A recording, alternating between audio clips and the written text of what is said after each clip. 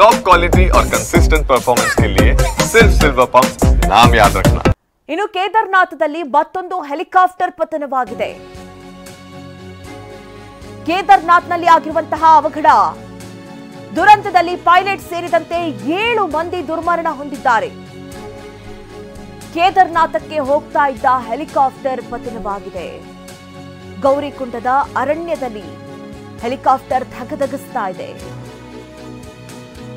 ಈ ವಿಮಾನ ದುರಂತದ ಆ ಒಂದು ಪ್ರಕರಣ ಇನ್ನೂ ಕೂಡ ಮಾಸುವ ಮುನ್ನವೇ ಮತ್ತೆ ಹೆಲಿಕಾಪ್ಟರ್ ಪತನವಾಗಿರುವಂತಹ ಘಟನೆ ನಡೆದಿರುವಂತದ್ದು. ಕೇದಾರ್ನಾಥದಲ್ಲಿ ಹೆಲಿಕಾಪ್ಟರ್ ಪತನವಾಗಿದೆ.